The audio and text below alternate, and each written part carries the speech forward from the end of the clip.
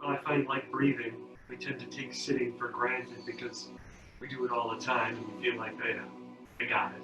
I'm pretty good at sitting.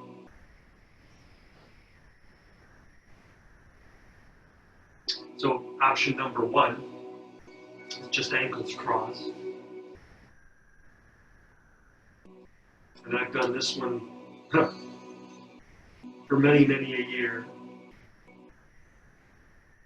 I don't know if you'd call it an anecdote or not, but one of my favorite anecdotes about this seat is that I'm pretty sure I can remember sitting this way in kindergarten, and that was a couple of years ago. Right shin in the front, left one behind. So step two to have a little confusion for the body is just to switch them around and put the opposite shin on front.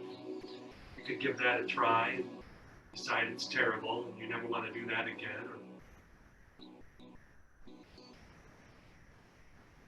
I find it interesting as a yoga practice because it causes me to pay attention to how I'm sitting, what my body's doing. My right foot doesn't know what to do with itself, so it keeps tensing and feel like I'm leaning way over to one side. It's very interesting to observe what happens just by switching my shins around. Take a couple of big deep breaths that way. See how that goes.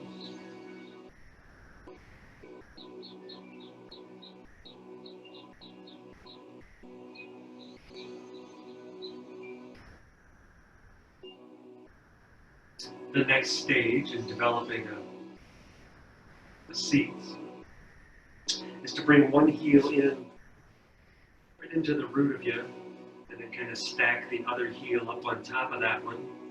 I could get a little more technical about it, but that'll do. So you end up with the knees out a little wider. And you can try this one with either foot on the bottom or the top. See how that goes. What we're doing in all of these seats is rotating the hips outward. There may be a little pressure in the knees, depending on how flexible yours are. If it becomes painful in the knees, move back a step and give that a little time. Be patient with your body. Take a couple of deep breaths.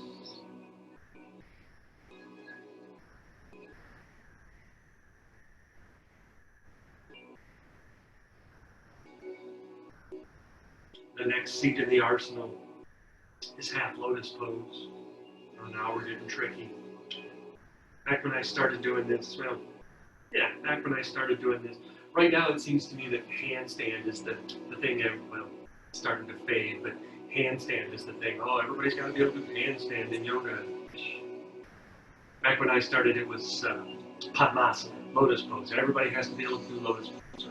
You're not a real yoga practitioner. Anyway, for half lotus, left foot first. This bit's kind of important.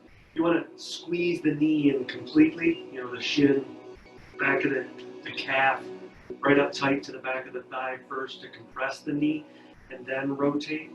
Bring the top of your foot across the top of your hip, the opposite hip, obviously. And then you'd sit, twisted there.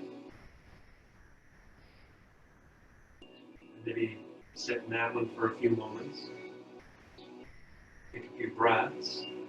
See how it goes. I'll remind you about the knee pressure. Might be a little delicate line. Don't risk your knee. It's a pretty sensitive joint. It doesn't bend sideways very well. Don't force it. Wait for the hip to open. And then the whole lotus pose with the left foot up.